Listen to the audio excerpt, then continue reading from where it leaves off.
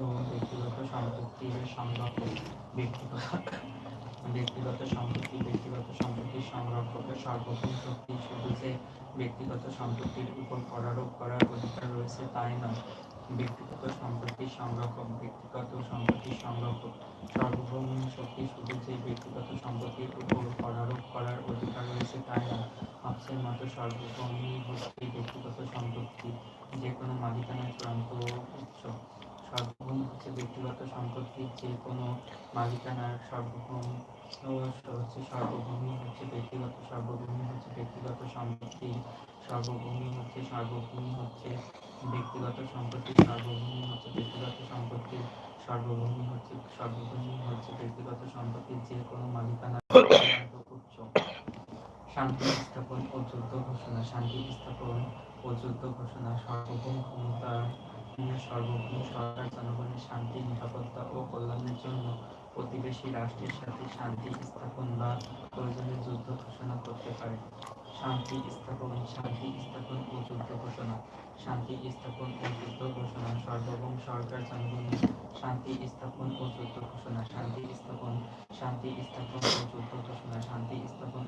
ঘোষণা। সার্বভৌম ক্ষমতা জনগণের শান্তি, নিরাপত্তা। সার্বভৌম সরকার জনগণের শান্তি, নিরাপত্তা ও কল্যাণের জন্য প্রতিবেশী রাষ্ট্রের সাথে শান্তি স্থাপন বা প্রয়োজনে যুদ্ধ ঘোষণা করতে পারে। হবসের সার্বভৌমত্বের সমালোচনা।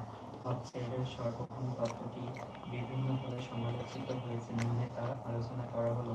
কাল্পনিক। হবসের সার্বভৌম ক্ষমতাকে সমালোচকগণ কাল্পনিক ও অবাস্তব বলে চিহ্নিত করেছেন, কেননা এরূপ চরম ও নিরঙ্কুশ ক্ষমতা প্রয়োগ করা কোনো শাসকের পক্ষে সম্ভব নয়। হবসের সার্বভৌম ক্ষমতাকে সমালোচকগণ কাল্পনিক ও অবাস্তব বলে চিহ্নিত করেছে, কেননা এরূপ চরম ও নিরঙ্কুশ ক্ষমতা প্রয়োগ করা কোনো শাসকের পক্ষে সম্ভব নয়। অগণতান্ত্রিক। সার্বভৌম তত্ত্বে শাসকের অত্যাচার ও উৎপীড়নের বিরুদ্ধে প্রতিবাদ বা বিদ্রোহ করার অধিকার জনগণকে দেওয়া হয়নি। সুতরাং হবসের সার্বভৌমত্ব ছিল অগণতান্ত্রিক।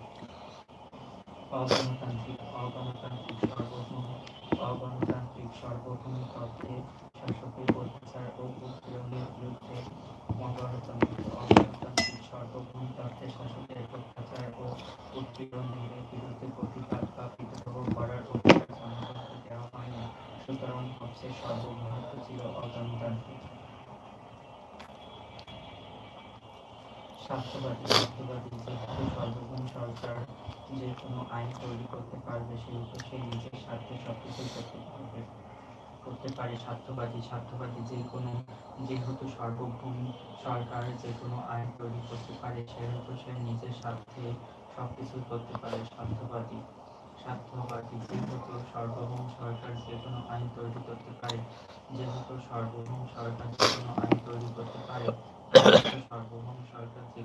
তৈরি করতে পারে, সেহেতু সে নিজের স্বার্থে সবকিছুই করতে পারে।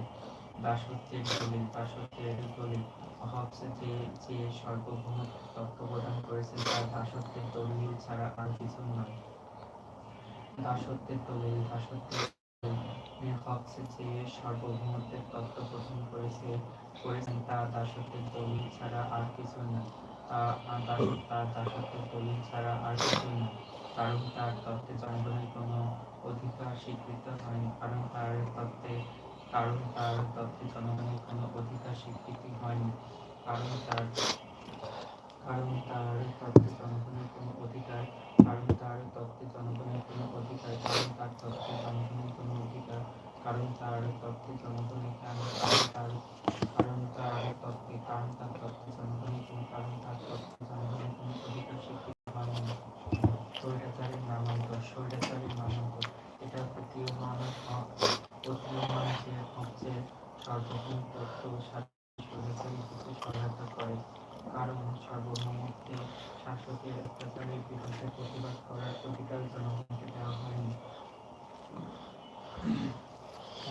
স্বৈরাচারের নামান্তর। এটা প্রতীয়মান যে হবসের সার্বভৌমত্ব তত্ত্বের